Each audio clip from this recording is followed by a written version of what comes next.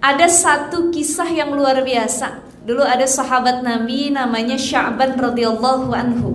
Ibu kenal nggak? Enggak. Sahabat Sya'ban radhiyallahu anhu itu orang yang paling rajin datang ke masjid. Tiap hari nggak absen dia, subuh, zuhur, asar, maghrib, isya. Dan yang paling berat melaksanakan sholat jamaah. Kalau mau dihitung-hitung jamaah subuh. Jangankan jamaah, ustazah kita bangun di rumah subuh juga beratnya bukan main, betul Bu? Betul ya? Itu orang kalau bangun subuh, as-salatu khairum minan naum. Kita udah denger nih, alarm kita pasang 5 biji. Alarm suami 1, alarm istri 1, anak ada 3, alarmnya bunyi semua. Tapi gak bangun, cuman dimatiin doang. Tanggung 5 menit lagi, alarmnya dirubah lagi, 5 menit lagi, 10 menit lagi. Kenapa? Karena bagi orang-orang munafik, bagi orang-orang yang sulit dekat dengan Allah, bangun subuh tuh rasanya ujian, berat.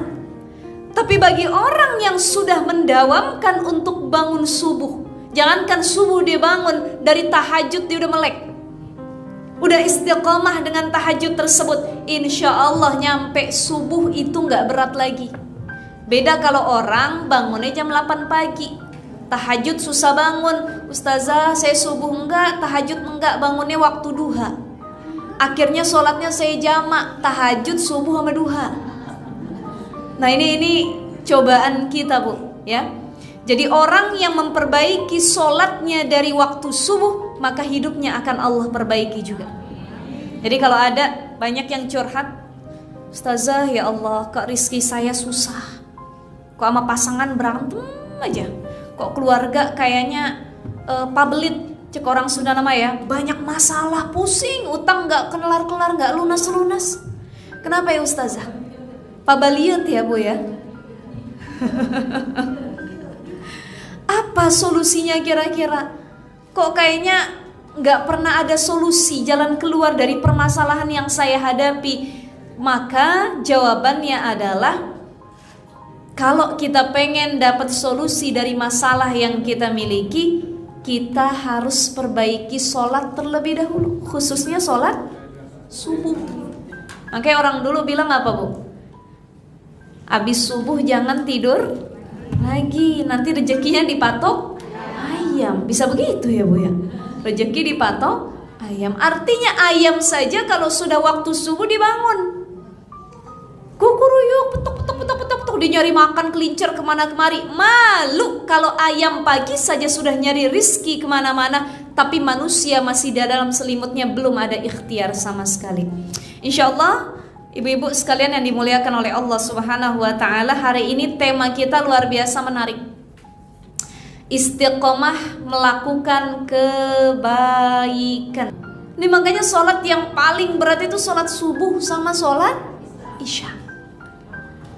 Untuk istiqomah dalam kebaikan sulit, terutama saya pengen bahas terkait sholat. Awwalu ma yuhassabu bihil abdu yaumal qiyamah as-sholah. Nanti di yaumil akhir, amal kita yang pertama kali dihisab sama Allah itu apa Bu? Sholat. Awwalu ma yuhassabu bihil abdu yaumal qiyamah as-sholah. Jadi gak ada amal yang lain, sholat dulu. Al-farku bainal muslim wal kufr as-sholah. Yang membedakan dia muslim atau kafir, yang membedakan dia beragama atau tidak, itu dilihat dari sholatnya. Makanya orang yang sholatnya baik, pasti kepribadiannya makin baik, hidupnya makin baik, masalahnya cepat Allah kasih jalan keluar. Kenapa? Diperbaiki dari sholatnya.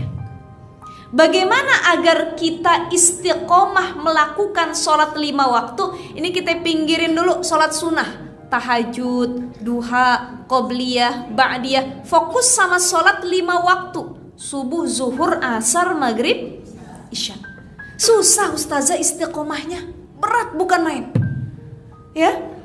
Apalagi untuk khusyuk dalam sholat juga sulit. Fahami bahwa sholat yang kita lakukan adalah momentum curhat paling dekat dengan Tuhan atau Allah Subhanahu wa ta'ala. Jadi sholat itu adalah waktu pendekatan sama Allah. Nih ibu sujud, Ibu sujud. Ketika sujud, banyakin baca doa. Apa doanya Ustazah? Subhana rabbiyal a'la wa bihamdi. Doa yang lain boleh? Boleh. Rabbil firli wali walidayya warhamhuma kama rabbayani shaghir.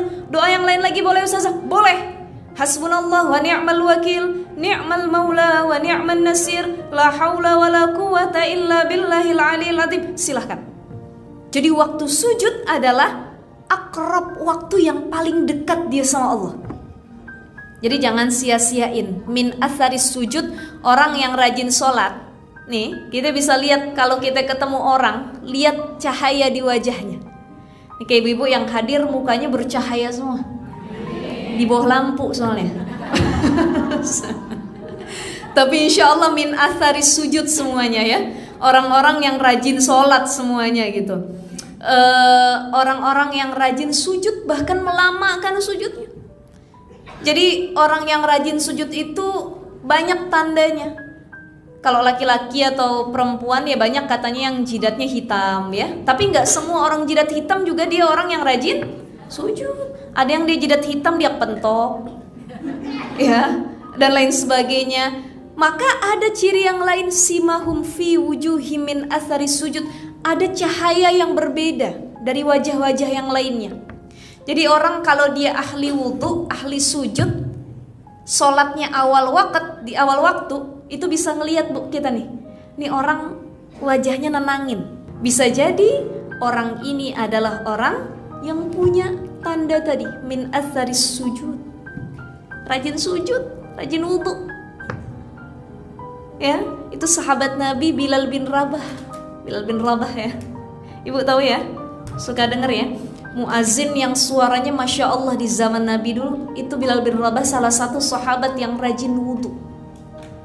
Bahkan belum masuk ke surga Rasul ketika peristiwa Isra Mi'raj itu udah bisa ngedenger suara sendalnya Bilal bin Rabah. Saking sendalnya sering dipakai sering dipakai wudhu. Karena wudhunya batal, wudhu lagi. Batal dikit, wudhu lagi. Beda sama kita, kadang kita wudhu kalau mau sholat doang, ya.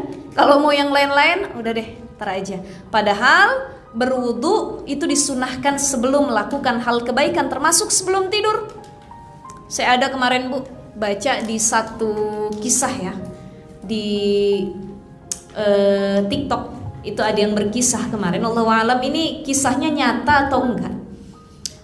Tapi gara-gara dia mengamalkan sunnah wudhu sebelum tidur, di situ Allah selamatkan dia dari perbuatan zina.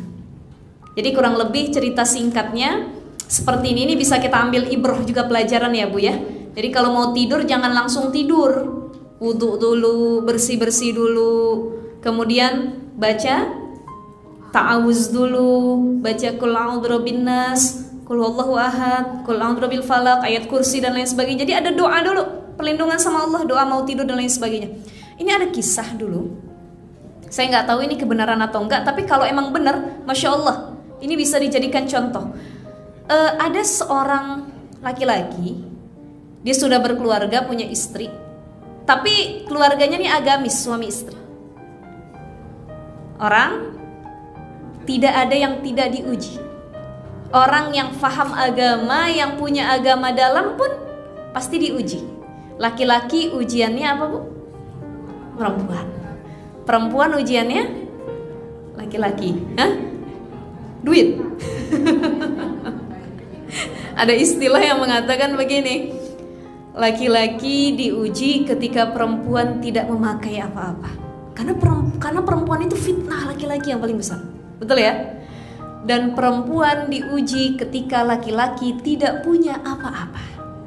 Jadi kalau perempuan diujinya ketika suami lagi gak punya duit, gak punya apa-apa, dia bangkrut, gak punya sesuatu untuk dikasih nafkah. Di sini seorang istri diuji ketabahannya, kesabarannya, kekuatannya untuk mendampingi pasangan. Masih gak mau kau mendampingi suamimu di dalam keadaan seperti itu? Betul ya bu ya? Ini banyak yang akhirnya gak kuat dengan ujian tersebut. Laki-laki diuji ketika melihat perempuan, mohon maaf punten tadi, tidak memakai apa-apa. Ini godaan fitnah. Makanya perempuan ini pilihannya dua, pengen jadi sebaik-baik perhiasan dunia atau seburuk-buruk fitnah dunia. Perempuan bisa jadi fitnah dunia, bisa jadi perhiasan dunia. Siapa perhiasan dunia? Al-mar'atu sholihah, istri soleha nih perhiasan dunia. Kalah berlian, emas, perak semua tuh sama yang namanya al-mar'atu sholihah. Jadi ini orang faham agama, suami istri. Tapi satu ketika suaminya diuji dengan perempuan. Jadi udah banyak kisah lah, apalagi di kota besar orang kerja di kantor, cinlok dan lain sebagainya, ya ujiannya pasti perempuan. Singkat cerita, dia punya kawan sekantornya yang akhirnya bikin kesemsem, tapi nggak pernah jadi untuk berzina. Kenapa? Ingat istrinya untuk istrinya. Satu ketika ini mungkin udah diperlihatkan keindahan oleh setan terkait perempuan tersebut. Bergejolaklah nafsunya. Janjian mereka di satu hotel, sebuah kota. Bilang sama istrinya, "Mah, papa hari ini ada meeting, jadi mungkin pulangnya besok pagi." Ya, izin sama istrinya, karena istrinya merasa, oh suami saya emang orang penting gitu ya, sering meeting dan lain sebagainya. Ya udah, nggak ada kecurigaan apapun. Akhirnya hampir mau terjadi perzinahan, mereka datang ke satu hotel, sudah menggebu keduanya, bergejolak nafsu syahwatnya. Perempuan itu mandi terlebih dahulu, beres-beres karena mereka mau memulai kemaksiatannya. Selesai perempuan itu berberes-beres, bersih-bersih, mandi, gantian laki-lakinya yang masuk kamar mandi. Dia mandi juga, bersih-bersih, dan dia punya kebiasaan wudhu karena dia ingat itu malam dia wudhu. Saat dia sudah mandi, bersih-bersih, kemudian dia wudhu, dan air wudhu seketika itu menyiram area anggota tubuhnya termasuk wajahnya. Seketika itu air itu kayak menampar wajahnya, Bu. Kayak lagi disadarin sama Allah. Hei, apa yang kamu lakukan? Mau ngapain kamu? Di situ dia tersadar, langsung istighfar, ya Allah. Dikelarin wudhunya. Ngapain saya wudhu? Saya menjalankan sunnah ini. Padahal yang saya lakukan ini bukan ibadah, saya mau mulai maksiat, ya Allah. Akhirnya keluar dengan dia punya wudhu, dilihat perempuan itu yang sudah siap melayaninya. Di situ Allah tutup yang tadinya gejolak syahwat, dirubah. Dia sama sekali nggak tertarik sama perempuan itu. Gara-gara apa? Gara-gara kebiasaan wudhu yang dia istiqomahkan. Jadi istiqomah itu, al-istiqomah khairun min alfi karomah. Lebih baik daripada 1000 karomah, Masya Allah. Jadi orang-orang yang istiqomah dalam hal apapun, mau dia wudhu, sholat, zikir, baca Quran, ada karomah, kemuliaan, penjagaan, keberkahan dari Allah bagi orang-orang tersebut. Gak jadi, Bu, dia zina, padahal udah siap dikit lagi pulang ke rumah. Bersyukur dia sama Allah, ya Allah, mungkin gara-gara dia mendawamkan dan istiqomah dengan wudhu tersebut, amalan tersebut. Ini salah satu bentuk rahmat Allah. Makanya kita juga perlu untuk istiqomah dalam hal apapun. Ibu-ibu di sini ngaji istiqomah, ya? Istiqomah nggak? Istiqomah, insya Allah. Apa karomahnya, kemuliaannya apa? Bagaimana balasan Allah? Nggak usah kita cari. Satu yang paling kita cari cuman satu, rahmat Allah, ridha Allah. Saya ngaji niatnya dapat ridha Allah. Kalau Allah udah ridha, jangankan akhirat diberi buat saya, dunia dan seisinya dikasih sama Allah. Tuh. Jadi orang kalau ibadah niatnya bukan ngejar dunia lagi, tapi fokus sama akhirat, tuh dunia ngikut. Tapi kalau ibadah, amal apapun yang kita niatin dunia, akhiratnya nggak bakal ngikut. Ibu niat sedekah, niatnya apa? Saya niat sedekah biar jadi orang kaya. Rupanya nggak kaya-kaya. Abis itu dia kagak mau sedekah lagi. Kok saya udah sedekah banyak tapi gak kaya-kaya. Loh, yang dicari dari ibadahnya adalah dunia. Coba kalau yang dia cari dari sedekah, ridha Allah, dapat ridhonya Allah, dapat rahmat Allah. Allah sayang dengan ibadah yang saya lakukan. Kata Allah, dari sedekah kamu bukan cuman rahmat yang aku kasih, tapi kamu pengen apa? Keberkahan rizki, ditambahnya rizki Allah kasih. Jadi dari sekarang yuk kita perbaiki keistiqomahan salat kita. Yang pertama, jadikan salat kebutuhan bukan kewajiban. Yang kedua, fahami bahwa salat itu adalah momentum paling dekat untuk curhat. mendekatkan diri kepada Allah Subhanahu wa taala.